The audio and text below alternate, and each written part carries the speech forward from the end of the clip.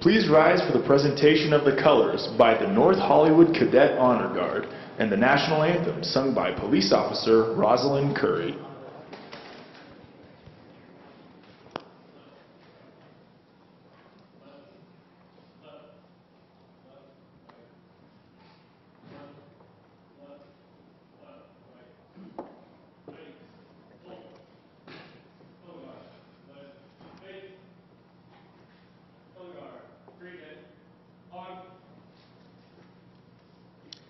Oh, say, can you see by the dawn's early light what so proudly we hailed at the twilight's last gleaming, whose broad stripes and bright stars through the perilous fight o'er the ramparts we watched were so gallantly streaming, and the rocket's red glare, the bombs bursting in air, gave proof through the night that our flag was still there. Oh, say, does that star-spangled banner yet wave o'er the land of the free and the home of the brave?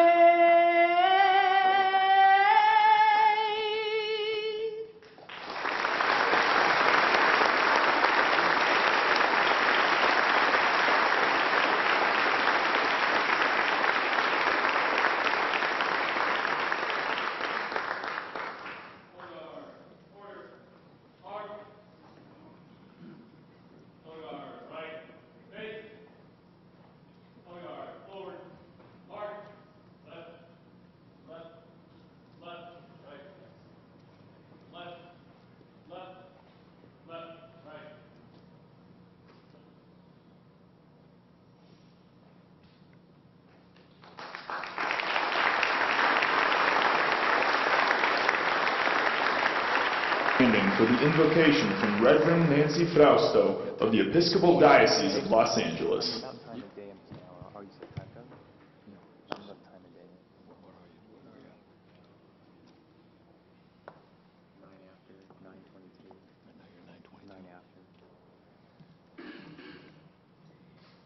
In the name of the loving, liberating, life-giving God, we gather this morning to celebrate the many accomplishments of the last year and to ask your blessing, O loving God, on the future plans for the City of Angels. As we move forward, we ask that you bless our mayor and all our elected officials with wisdom, patience, and courage to stand for what is right. May they always remember the faces of all the Angelinos they have been called to serve. God of peace, fill us with the knowledge that even in times of discord and unrest, you are with us. Lead us, O God, into your light.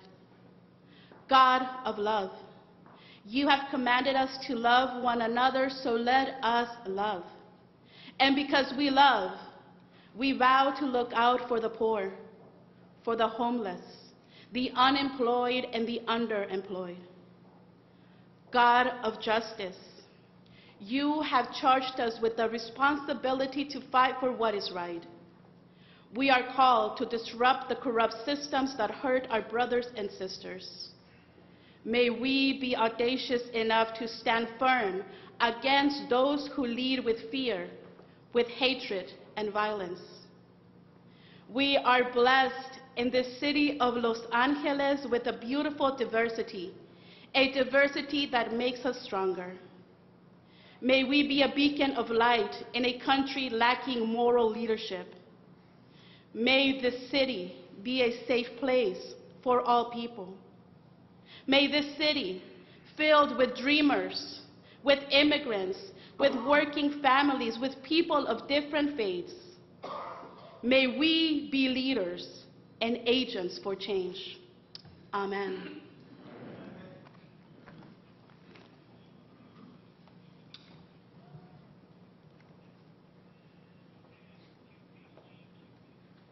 Ladies and gentlemen, please welcome the 42nd Mayor of Los Angeles, Eric Garcetti.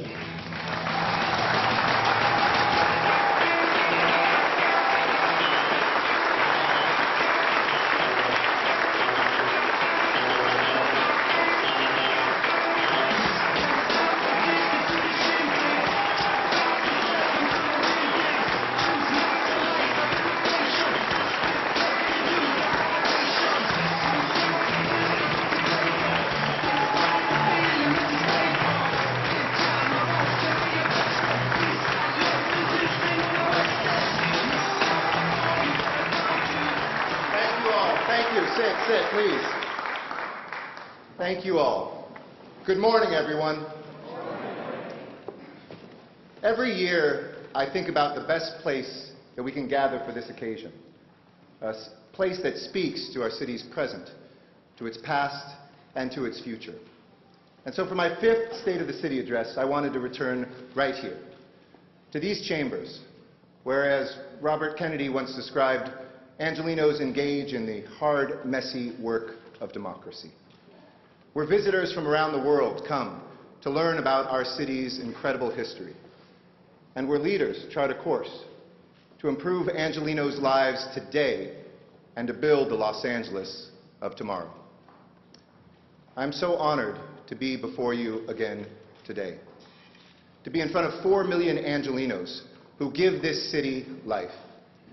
Our neighborhood council, business and labor leaders, commissioners and council members, visiting mayors, school board members, Council President Herb Weston and the entire City Council, City Attorney Feuer and Controller Galpern, and of course, my family, my mother and father, sister, cousin, uncle, who are here with us today.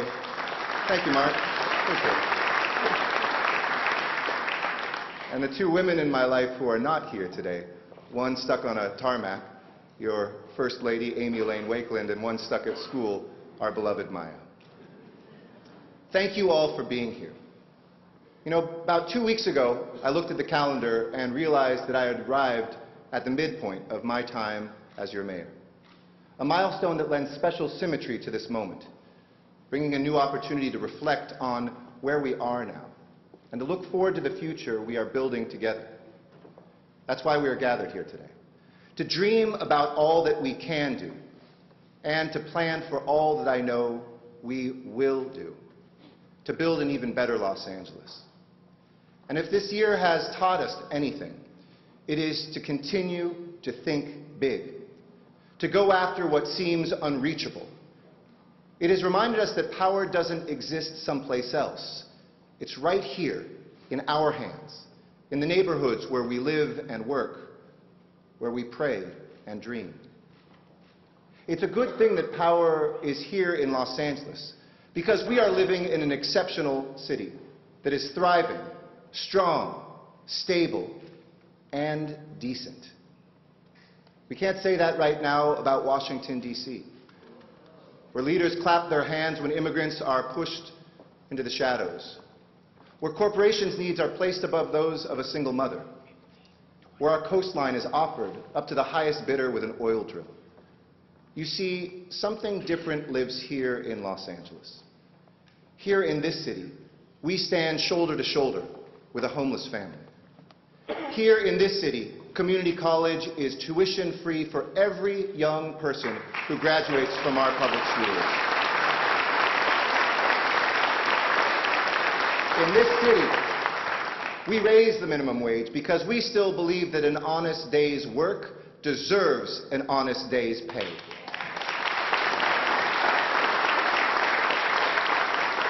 In Washington, they're defining themselves by how they can divide us and what they can take away from us, from our health care to our voting rights.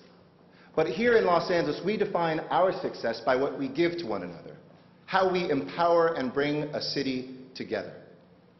As DC perfects the art of division and subtraction, we embody the power of addition and multiplication.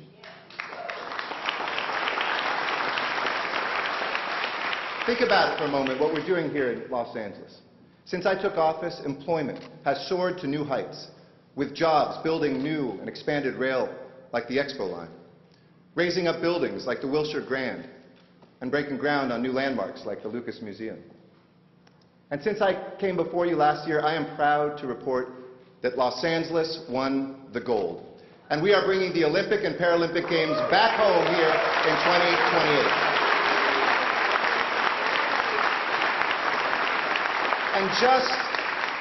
And just like the world's greatest athletes we will do in 2028, we're going to keep breaking records on everything from the number of streets we pave to the number of visitors who come to explore our city on those streets.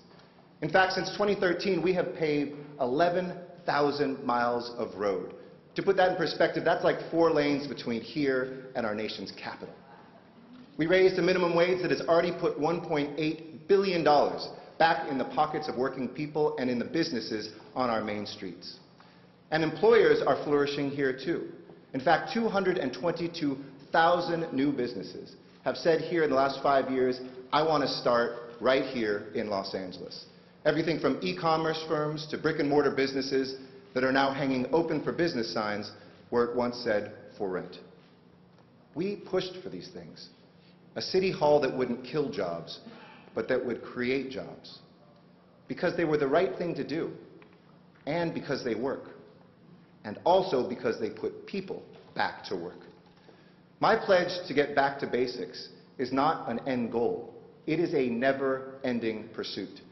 And after 5 years of holding ourselves accountable, of opening up and sharing our data with the public, of using evidence to guide how we target and deliver services, LA was the only city in the nation to win this year's first Gold Award from Bloomberg Philanthropies for the best run city in America.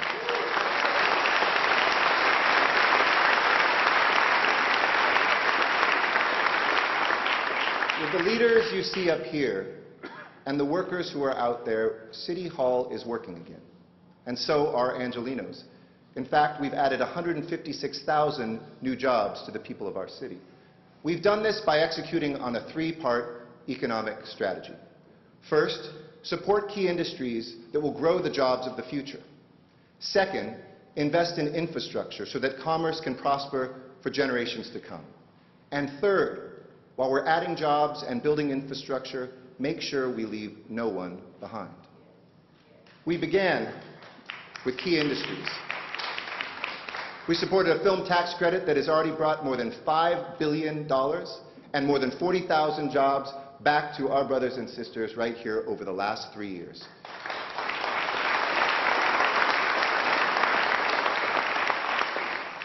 We then brought 4 counties together so that we could compete for and win a designation to energize local aerospace manufacturing. To date, $1.3 billion of government and private money has helped us retool our assembly lines and retrain our workforce. From Silicon Beach to South LA, from the West Valley to the East Side, we are investing in tomorrow's technologies today. Companies like Netflix, Apple, and Spotify, they're setting up shop here and growing their presence. Last month, in fact, we attracted over 14,000 diverse, well-educated Angelenos for our 2nd annual Tech Jobs Fair, one of the largest in the country. And we passed Measure M, the nation's largest ever local infrastructure package. Thank you, LA County voters, because with your help, we will generate $120 billion, build and expand 15 rapid transit lines, fix our freeways, and create 777,000 middle-class careers over the next 4 decades. Our Clean Tech Incubator, alongside new investments in renewable energy, helped make Los Angeles the #1 solar city in America. Part of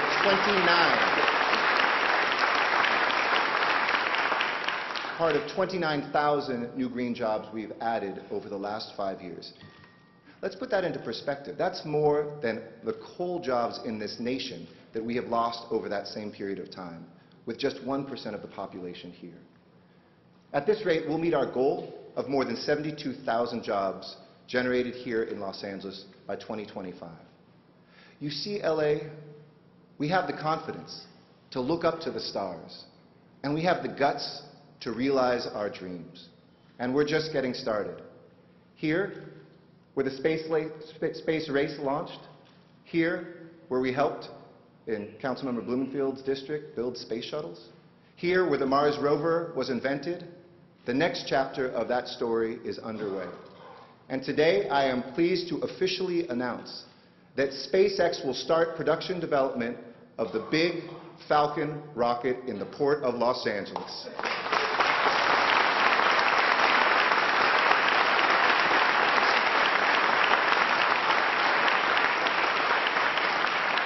This is a vehicle that holds the promise of taking humanity even deeper into the cosmos than ever before. And this isn't just about reaching the heavens.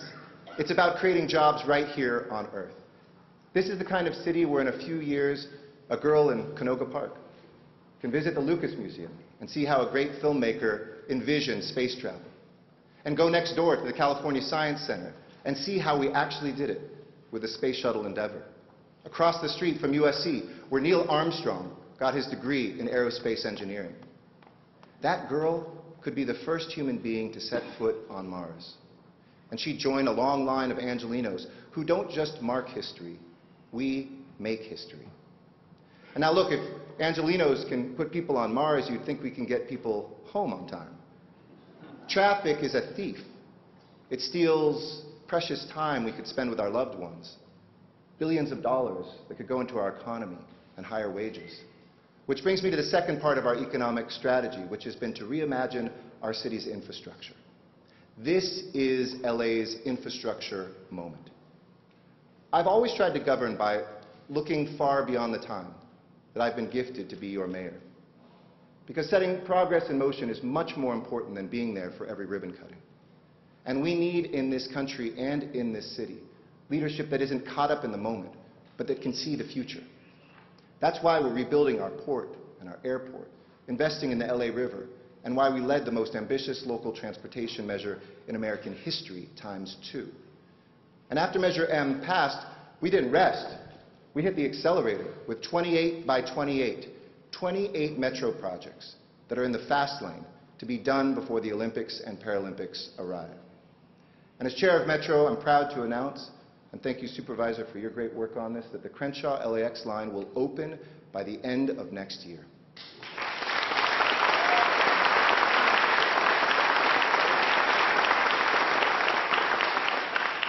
After 40 years of dreaming, of talking about bringing public transportation to LAX, we're finally getting the job done.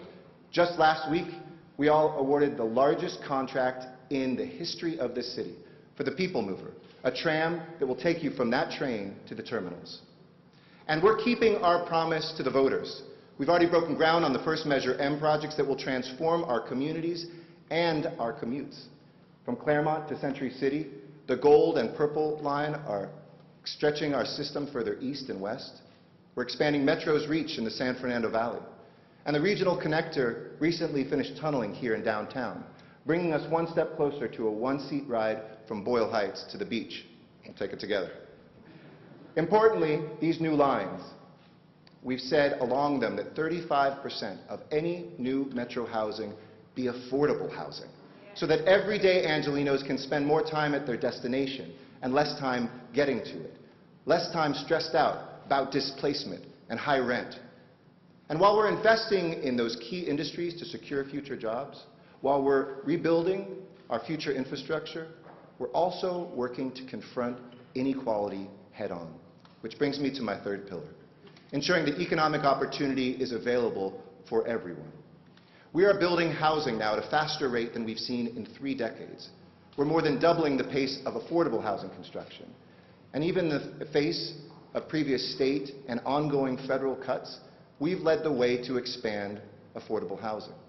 Joined by champions right here on the City Council, I asked voters to pass Proposition HHH to deliver 10,000 units of housing for chronically homeless Angelenos and affordable housing for Angelenos on the brink of homelessness. And they did. And then last year, I asked this city council from this very podium to pass the linkage fee, and you did. Together, these two efforts were more than double the production of affordable housing and preservation of affordable housing, and create more than 1,000 jobs for Angelenos every year. Thank you, Los Angeles City Council.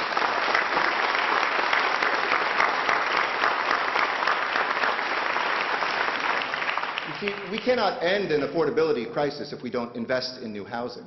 And we cannot add jobs if companies expand in other cities because workers can't find a decent place to live. We cannot move forward as a city if people are locked out of opportunity.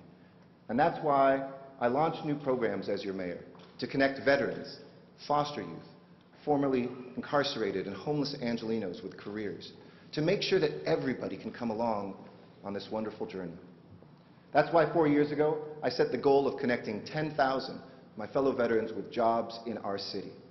And I'm proud to announce today that we have connected 10,800 veterans with employment right here in LA.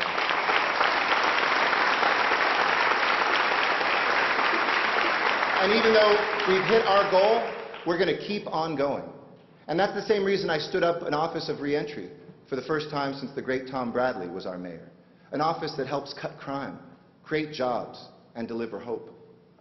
In California, the average person released from incarceration has more than a 66% chance of going back behind bars. That's expensive. That's dangerous. So we started the New Roads to Second Chances program with Caltrans. It's connected 350 women and men with jobs improving our freeways. And our recidivism rate, 1.4%.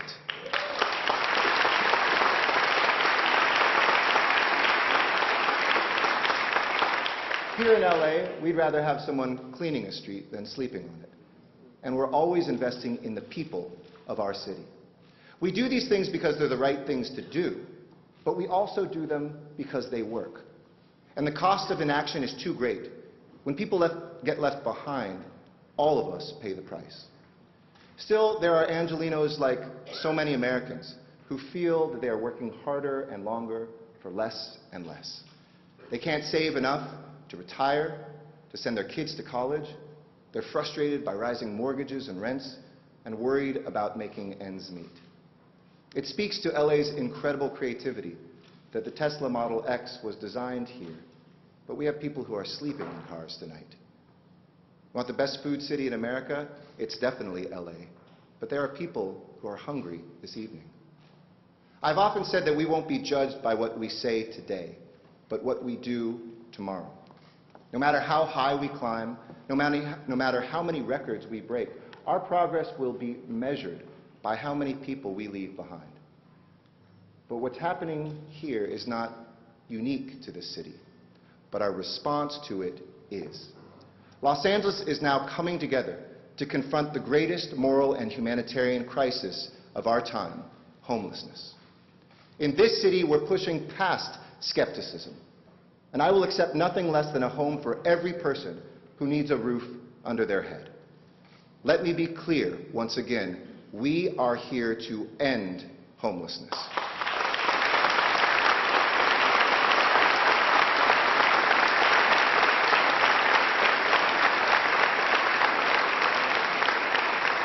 Accepting things the way they are is unacceptable. And we've already come a long way. 4 years ago, city and county weren't working well together. Today, we are working hand in hand. 4 years ago, communities might have resisted building supportive housing in their neighborhoods. Today, every single member of this council has pledged to put a minimum of 222 units in neighborhoods across Los Angeles over the next 2 years.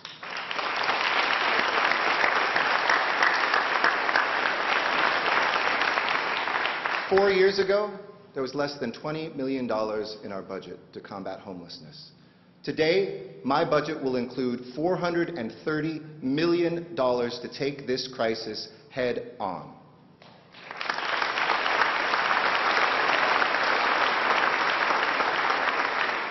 4 years ago, we had no long-term funding, but today the voters of Los Angeles have radically reshaped our future and given us a mandate to end homelessness over the next decade. 4 years ago, City Hall wasn't effectively on the ground. We weren't delivering comprehensive services to lift people out of homelessness for good. But today, my No Wrong Door executive directive requiring all city departments to enlist in this fight is in full effect. Libraries help homeless patrons get IDs to access essential services. Our fire department has a sober unit that delivers Angelenos who are struggling with addiction to treatment programs instead of cycling them in and out of ERs. Our police department helped us create a shelter bed database so that outreach workers can connect people with a bed that's available in real time. And we opened up the refresh spot on Skid Row to offer toilets, showers, laundry services, dignity for the folks who are living at the epicenter of this crisis. Now, anyone who has spoken to our homeless neighbors knows that every one of them has their own unique story. No two people living in Skid Row and the Sepulveda Basin ended up there for the same reasons. But there is a common thread among all Angelenos who are unsheltered, and that is the need to find a safe place to sleep while we help them find a stable home and a better future. Ending homelessness happens one interaction at a time. We need supportive housing, but the journey home starts with a human being extending his or her hand to an Angeleno in desperate need. In 2015, in the city of LA, we only had 9 LAHSA outreach workers for tens of thousands of homeless people. Now the voters have given us a green light, and we're staffing up. Together with the county, partners, nonprofit, community groups, Los Angeles is hiring more than 1,000 people to be an army of social workers, mental health professionals, housing navigators, and anti-addiction specialists. Men and women who will be the hearts and the brain and the muscle of our effort to move people out from a tent and under a roof. Too often, outreach workers promise a shelter bed to someone, but they can't match it to that neighborhood where that person is living. And people don't want to go to the other side of the city to get a bed to sleep in. Now that Measure H dollars are flowing, we can finally bring relief to people where they are. It is time for tents to come down in our neighborhoods.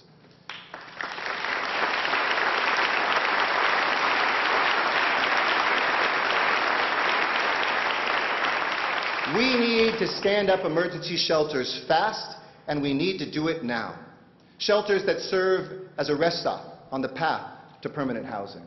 Which is why today I am proud to announce the next step in our plan to get homeless people off of LA's streets, an effort I'm calling a bridge home. As services begin to ramp up, as we continue the work of building the supportive housing that we need over the next decade, a gap still remains in neighborhoods across our city. Homeless Angelenos can't wait years to get off our streets. We need more options for bringing them inside now. This week, thanks to the City Council, we will put in place an emergency shelter crisis declaration so we can build shelters across LA as quickly as possible, bypassing red tape and regulations that would slow down the urgency of that construction. And my budget will include $20 million from the general fund, divided amongst all 15 council districts, giving communities across LA a chance to stand up shelters, to open beds for homeless neighbors this year. It is time.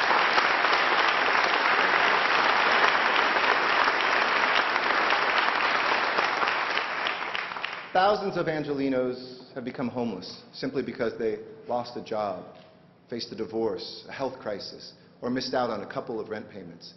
And suddenly they found themselves living out of a car. They don't always need long-term services, so some folks will stay in these shelters a few weeks, where we can connect them to a job or a rapid rehousing voucher. Once they've gotten back on their feet, we'll turn that bed over to someone else, 2, 3, sometimes 4 times a year. Others will need to stay as much as 6 months before they're ready to move somewhere permanent. But everybody will get the help that they need.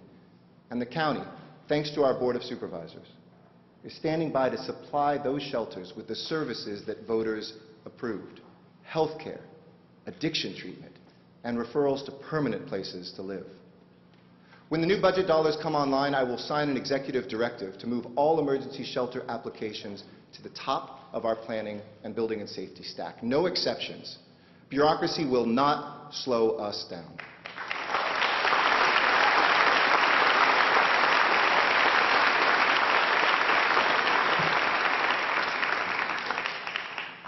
So, how will this work? First, every council member will look at existing encampments, find locations for nearby shelters, and start in on construction.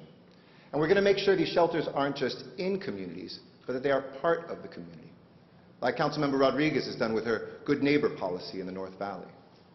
Second, the county will deploy intensive outreach teams to work in those same neighborhoods. Homeless Angelenos will be greeted each morning by social workers who know their name, whom they can trust, and who will help them make the transition indoors. Finally, once we move people out of tents, we're going to make sure that the neighborhoods with new shelters stay safe and clean. In this year's budget, I am directing new teams and providing the funds for them that are dedicated exclusively to cleaning up the streets where encampments once stood. But here's the catch.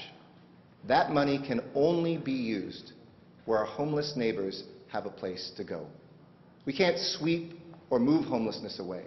We must give people a place to stay. We're not going to wash down sidewalks one day only to see an encampment return the next and people not helped. It doesn't get a single person off the street with that strategy. It doesn't help clean up a neighborhood for good. The logic here is simple. First come, first served. Districts that stand up emergency shelters, and only those districts will get the benefit of the new sanitation teams. This is my commitment to you and the communities that you represent. If you have the courage to stand up a shelter in your district, you should get the resources and the reward to keep your neighborhoods clean. And the first council member has already stepped up. Your council president, Herb Wesson, has identified a site in his district where the city will build new temporary crisis housing. I think you'll hear a little bit more about it this week.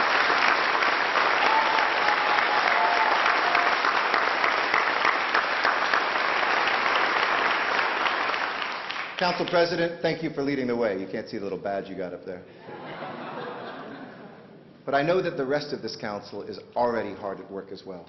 Council members Bonin, O'Farrell, Harris-Dawson, Krikorian, Price, Buscaino, and Cedillo already have wasted no time in joining this movement to bring people home now, identifying places that we can be weeks and months from now, taking tents down and putting people in beds. This is the right thing to do for our neighborhoods. It's the right thing to do for our homeless brothers and sisters. It may not be easy work, but my promise to you, City Council members, is I will always stand with you, every step of the way, as you make the case to your constituents, at community meetings, wherever you go, I will be there with you because this is the path out of the crisis. And one of the most heartwarming things I've seen in my time as mayor is the steady decline of NIMBYism. I've seen this council act, but I've seen Los Angeles act too. Angelenos who are standing up every day and saying, please bring supportive housing to my neighborhood. And we're engaging community leaders in this effort. Last week I met with business leaders, service providers, and most impressively, the 44 neighborhood council homelessness liaisons to brief them on this plan. And they all plan to work closely with city council members to identify sites, to build support for safe parking and shelter and storage for homeless Angelenos. It starts right here at City Hall, where everyone shares in this responsibility of ending this crisis. We know we can pull together. When there's an earthquake or a fire, every city department sits at the same table. We share information and expertise, make decisions together. We're doing the same thing with homelessness now. We've been convening multiple city departments around the same table every week since last year. And today I am expanding that work by creating a unified command center where all critical city departments will be represented. So an Angeleno, thank you.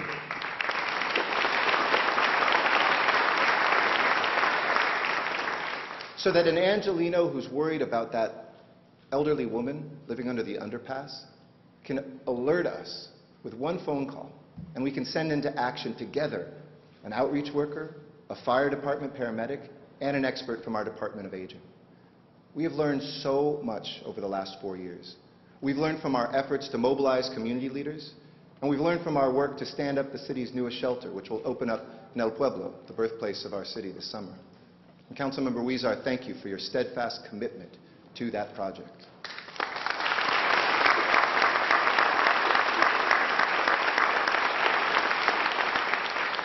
Those lessons have already helped us make powerful strides.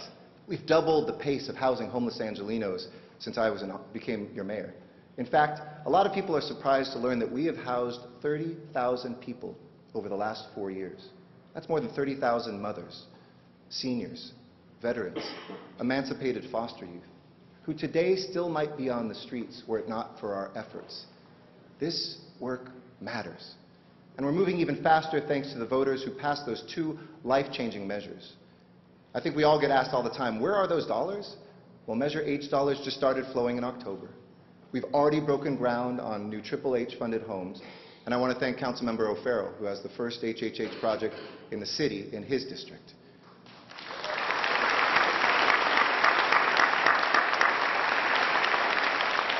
I could go on and on about how great that district is, but, you know, I love all my children equally, just one of them a little bit more. 2018 will be the first full year that we will feel the impact of HHH dollars. And this year, thanks to the voters, we will invest $238 million to build 1,500 new housing units across 24 projects in the districts of all of these council members. What we're doing works, but we have to keep steady in the fight and never give up hope, because we have permanently changed lives in this city. We've housed more homeless veterans than anybody else, 8,400 men and women who wore this nation's uniform. And in the last half of 2017, just the last half of last year, Angelenos helped 8,000 people, together with the county, to get into housing. But let me be clear, if we want to keep accelerating our efforts to meet this crisis with the urgency that it demands, we need more help. These aren't just Angelenos who are caught in the grip of homelessness on our streets. They're Californians, too. Washington can't keep cutting back programs that help people hold on to affordable homes. And here in California, from San Diego to Fresno, homelessness isn't an issue. Homelessness is the issue. When I met with Governor Brown and legislative leaders last week, I told them Los Angeles has put our local dollars on the line. We've stepped forward to lead. Now we need Sacramento to do the same thing.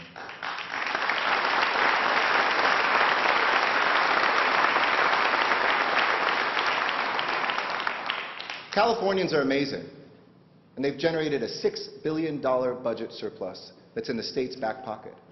But those are our tax dollars. It's the bounty of our hard work, and it needs to come back to the communities where it was generated.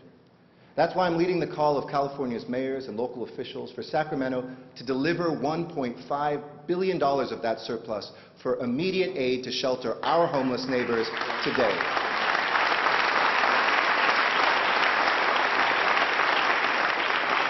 That legislation, AB 3171, would help the cities of LA County get nearly $646 million this year. Sacramento, local governments are leading on this. We're in the trenches. We know it works. So help us handle this for our state. And if Sacramento comes through, we will match each one of those dollars and have a clear path for housing for every unhoused Angelenos. And thanks to this council's outstanding work last week to pass the permanent supportive housing and motel conversion ordinances, that money doesn't have to wait. We will put it to work right now.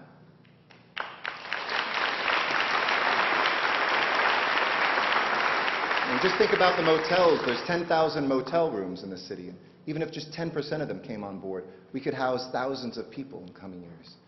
In Los Angeles, we are seizing this moment, fighting to make sure that our children don't have to ask us anymore, why is that woman sleeping on a bench, Daddy?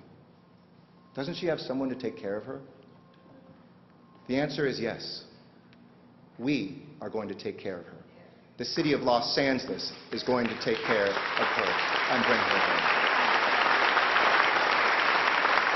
I love this city. This is a city where everyone belongs. Immigrants and dreamers. There are teachers and our nurses and our engineers, the men and women who work in our hospitals.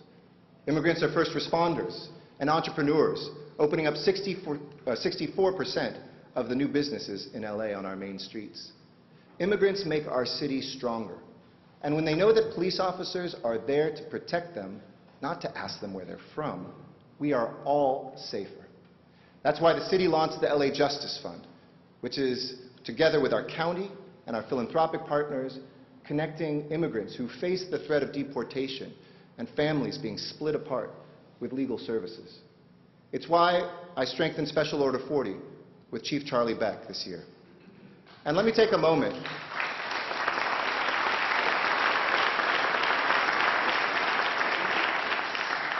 this moment, because this is the last chance I'll be able to do it while he's chief, to thank Charlie Beck, who's retiring this summer after more than 40 years of extraordinary service. Stand up, Charlie.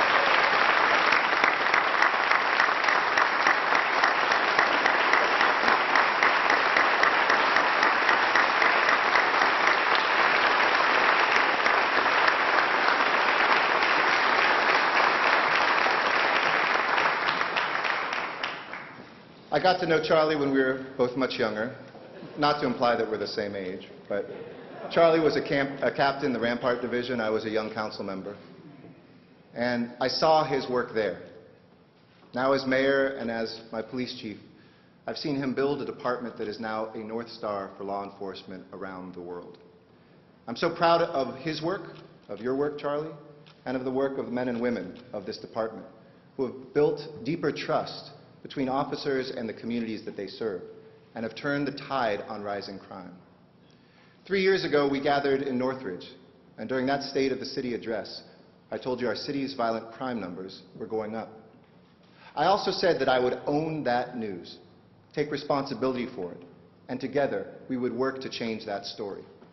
I said we'd double Metropolitan Division officers, bring additional officers to neighborhoods experiencing crime spikes, that we'd expand our domestic abuse response teams citywide so civilians could roll out with officers to help break the cycle of violence for survivors. I'm grateful to Councilmember Martinez for her work on this issue.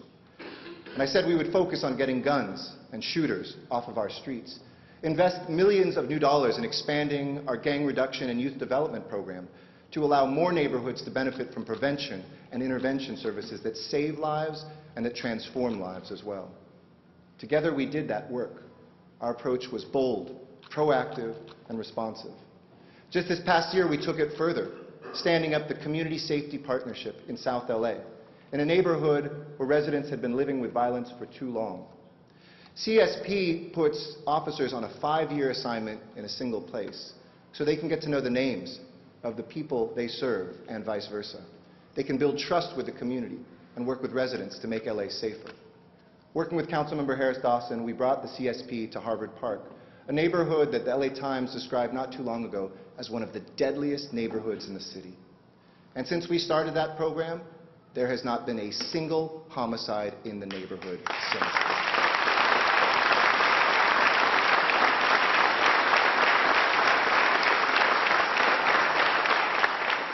We're always working hard to continue improving the LAPD, focusing on relationship-based policing, putting transparency and accountability at the center of everything that we do. Los Angeles is the largest city in the country to outfit every patrol officer with a body camera, and we're making those videos available to the public. And this past year, we instituted mandatory training for officers in implicit bias and de-escalation. These efforts to empower our officers and our communities are yielding results. Last year, after 2 years of crime increases, crime was flat. And this year, it's going down. Burglary from cars, down more than 4%. Auto theft, down 12%. The overall rate of property crime, down almost 7%. Because you shouldn't have to worry about things that you work hard for and save for will be taken right from your home or your car. We launched a public education campaign with Councilmember Englander on the importance of always locking your doors, and adopt a predictive crime-fighting strategy to identify patterns earlier, anticipate where burglars and thieves will strike next, and get police officers there before they can. This year, we've also seen a promising drop in more serious crimes. Homicides in LA, I'm proud to announce, are down 15%. And even more, the number of Angelenos struck by bullets is down a staggering 29% this year. LA, I know this city council and I heard you when you said you wanted a stronger police presence in the neighborhoods you live in. So we added nearly 500,000 additional patrol hours to our streets, the most effort. And 2 years ago, we stood up the Community Safety Operations Center, or CSOC, in South LA, a command post where specially trained and equipped officers can pool their information to pinpoint their actions. For instance, if a gang-related shooting occurs on a particular block, CSOC allows us to anticipate where a retaliation might occur, deploy resources proactively, from police officers to gang intervention workers, and to get them on the ground immediately. The model works. Last year, LAPD's South Bureau saw the lowest number of homicides and victims shot since 1973, the year that the South Bureau was created.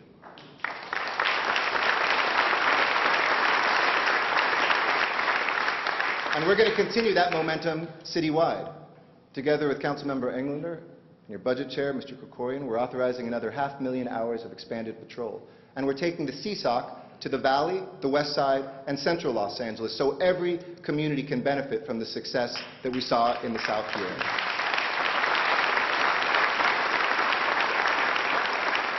And one other thing we're going to continue doing, we're going to continue to go after guns. You know, the conversation on gun violence seems to have stalled out in Washington, where our national leaders are acting like teenagers or toddlers. Wait, that's not fair to our teenagers or toddlers, especially when teenagers are providing the leadership that our elected leaders are showing right now. And while our national representatives won't lead, young people across America and all of us here are taking action. In LA, we don't wait for another mass shooting, another devastated family, another terrorized neighborhood. Last month, in the wake of the tragedy in Parkland, I met with LA high school students in my office as they shared their experiences and their fears and their hope for change. I felt the power of our young people in the speech that LA's own Edna Chavez gave in Washington, D.C. during the March for Our Lives. Edna, stand up for me. Edna's with us here today.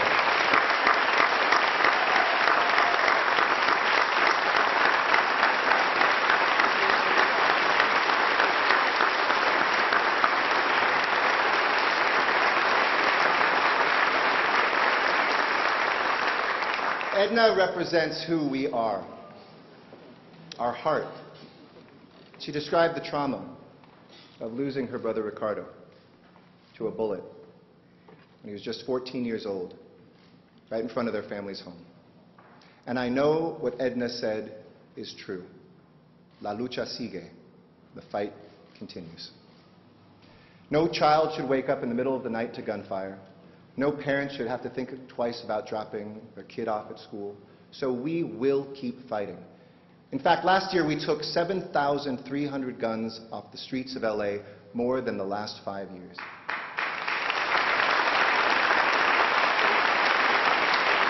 We stood up one of the very first crime gun intelligence centers in this nation to match guns to crimes and crimes with criminals. And here in LA, since I've been your mayor, we've passed common sense legislation together to ban the possession of high-capacity magazines, to require gun owners to lock their weapons up. And City Attorney Fuhrer is already taking action on that legislation. Thank you. In Los Angeles, we do what Washington can't seem to get done. We take guns away from dangerous people who have no business having them. This year, I directed LAPD to start 2018 by clearing the list of prohibited gun owners. In just the last few weeks, our officers seized 78 firearms from people who are no longer allowed to have them. Felons, people with a history of domestic violence or severe mental health issues. And I am pleased to announce that last Wednesday, our officers brought that list of prohibited gun owners in the city of Los Angeles down to 0. Thank you, Chief Beck. Thank you, Jackie Lacey, as well, for your great work. Chief Beck, District Attorney Lacey know that when our streets are free of crime, we are reminded who those streets belong to, all of us. And when Angelenos feel safe, they chat with their neighbors on the front lawn. They go for a walk, or a jog, or a bike ride. our streets not only become safer and friendlier, they become healthier too. Today in LA County, we have a crisis. More than 23% of adults are struggling with obesity. Almost 40% are considered overweight. Our diabetes rates are skyrocketing. And we shouldn't be an unhealthy city when we host the 2028 Olympic and Paralympic Games. LA should be a model of health and fitness. That's why we're showing another way forward as a city that invests in children's health, confidence, and social skills through sports and recreational opportunities. A city where no child is left on the bench. We discovered a few years ago that just 1 in 4 kids that was participating in our city's fitness and recreation programs were girls. Girls Play LA, led by your First Lady, Amy Elaine Wakeland, helped us turn a corner on that. And today, girls make up an all-time high of 45% of participants.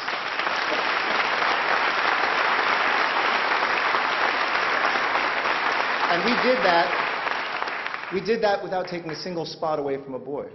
You see, this is about putting an end to the days when gender or a tight family budget placed an Angelino on the sidelines and made them less healthy.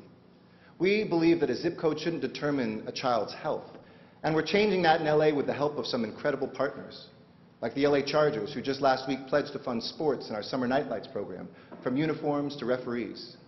Just a few weeks ago, we partnered with the Annenberg and the LA Clippers Foundation, who are refurbishing every basketball court, indoor and outdoor, including the gymnasiums, across the city in every neighborhood.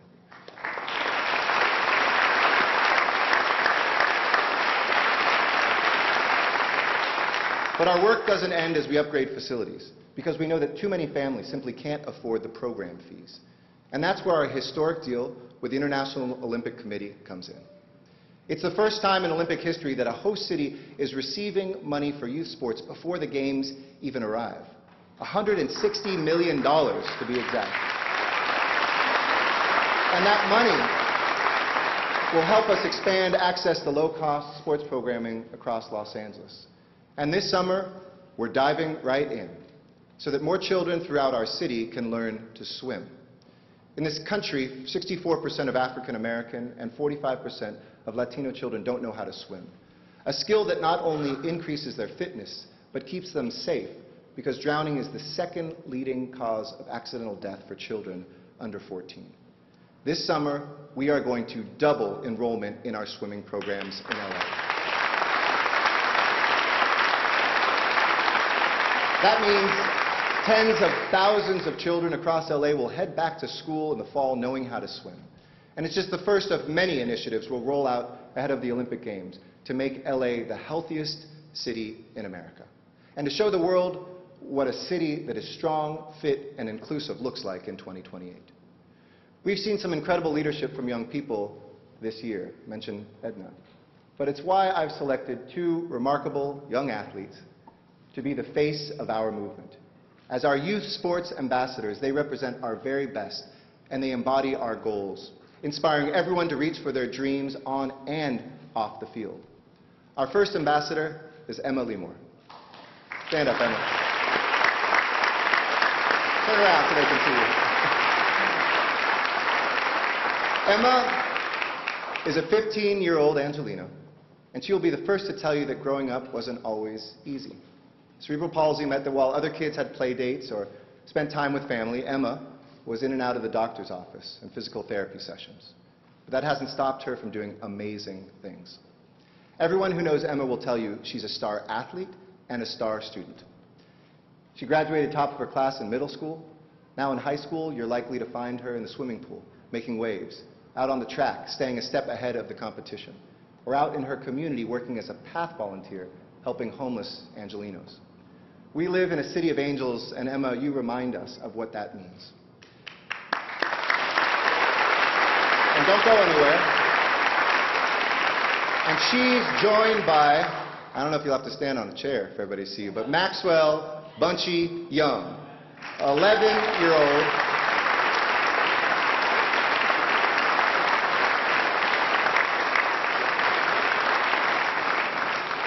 Maxwell Young is known as Bunchy, 11-year-old who was the Sports Illustrated Sports Kid of the Year in 2017. I know.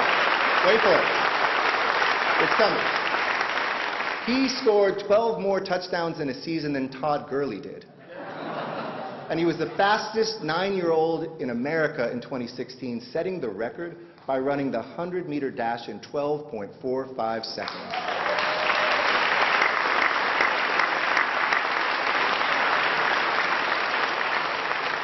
A couple of months ago, Maxwell visited me at City Hall and told me that he dreams of winning an Olympic gold right here in his backyard in 2028.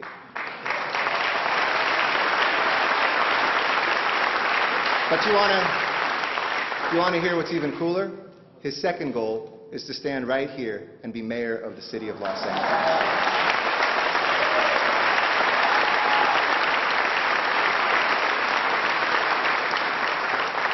Sports Ambassador Young today, Mayor Young tomorrow. Sounds about right, if Emma doesn't beat you to it.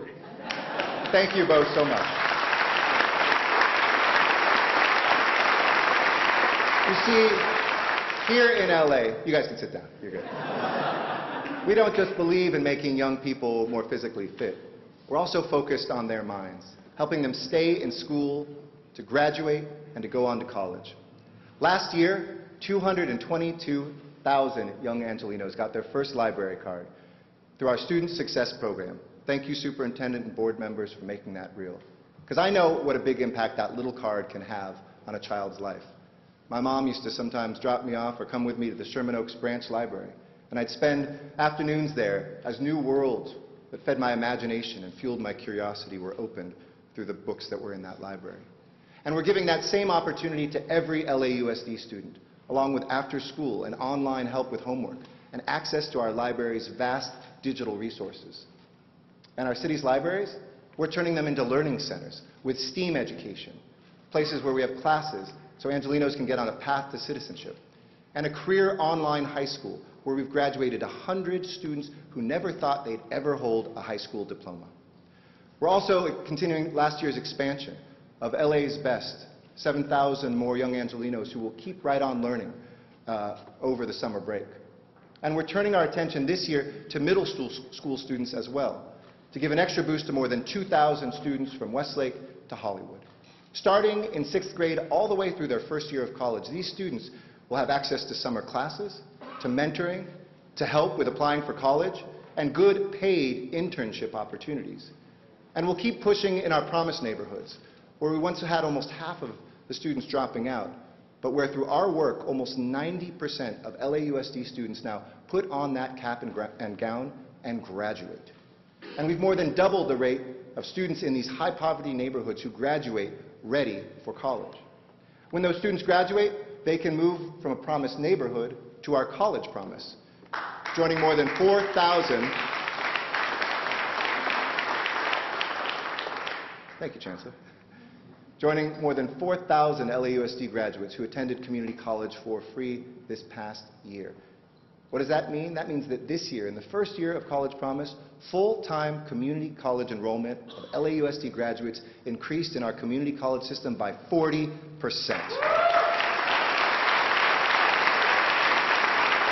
In fact, the program was so good that the state followed suit and created the California College Promise, guaranteeing all California students one free year of tuition. Los Angeles leads the state just as this state leads the nation. So California, LA sees you, and we're raising you. And today I'm proud to announce that we will send our current College Promise class back to campus in the fall with a second free year of tuition.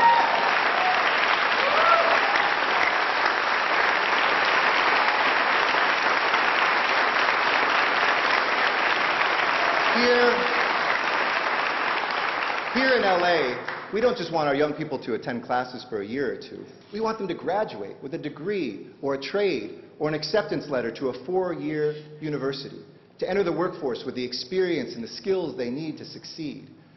This past year, my Higher LA's youth program connected almost 17,000 young Angelenos to paid summer jobs. When I started, that was only 5,000. And we're pushing hard to make sure that every young person can get her foot in the door, especially in our city's signature industries. This year, I joined leaders in the entertainment industry to launch the Evolve Entertainment Fund. to create opportunities for young women and people of color. And to start, we are placing this summer 250 Angelenos in paid internships in Hollywood. These aren't your typical summer gigs, just making copies or getting coffee. Evolve interns get industry mentors. They'll spend time at the new Netflix office, learn how to light sets on a soundstage with a union member, and practice their elevator pitch. You see, if we want Hollywood to tell the stories of tomorrow, it must reflect the face of our city today, with directors, talent agents, camera operators, animators, and screenwriters who are as diverse as they are talented. A well-run city, a prosperous city, a safe city, a city of opportunity. That's who we are. The challenges before us never dampen our optimism because we are a city that works. And I want to say to anyone who wants to understand who Americans are, don't look to D.C. Come to L.A.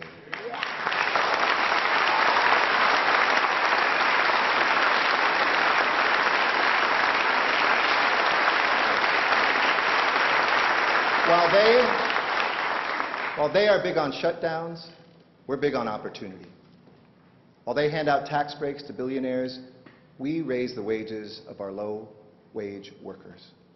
They're talking about raising tariffs on our allies around the world while we're setting records out of LAX and our port with $400 billion of trade last year. They pull out of the Paris Climate Agreement. We adopt those goals and cut greenhouse gas emissions by 11% in a single year, the equivalent of taking 737,000 cars off the road.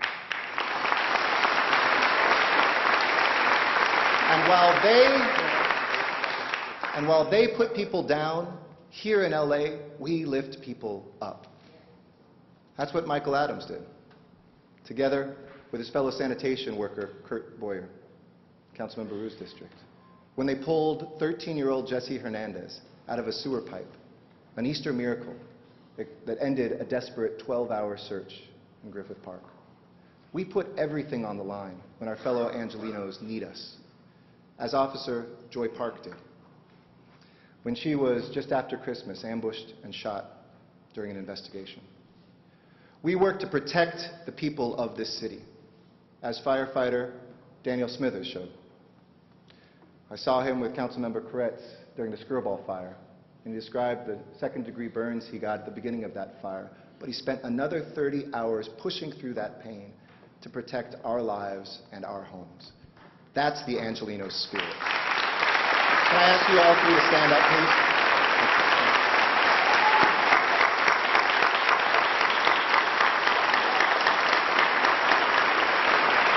They're right here.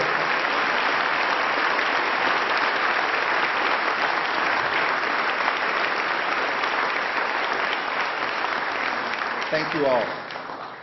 And 10 years from now, when an Angeleno hoists the Olympic torch and runs it into the Coliseum to light a flame that will burn 100 feet over this city, the world will see and will feel that same spirit.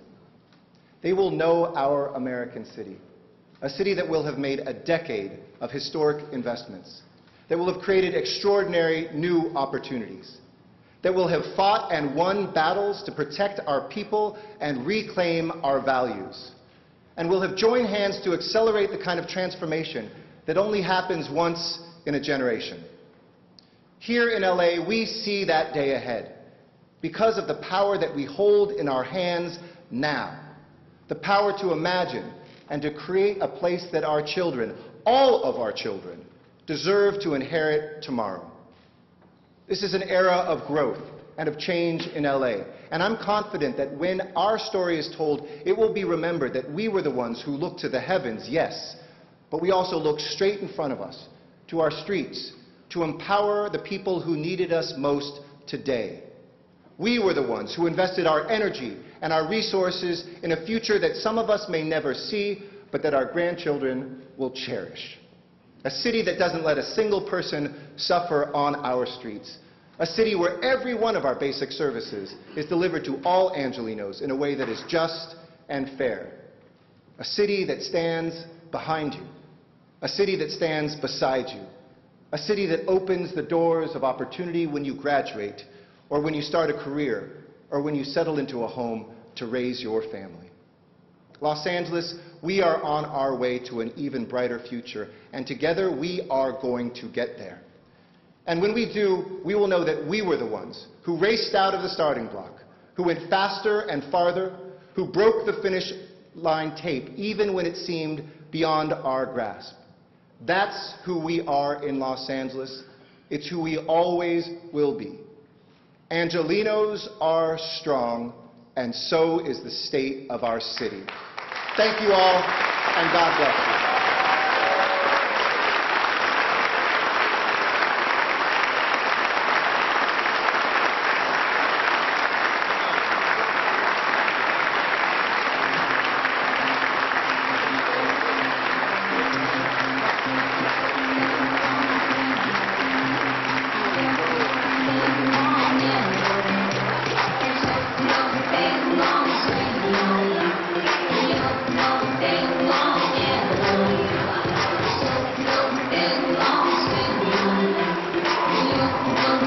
Long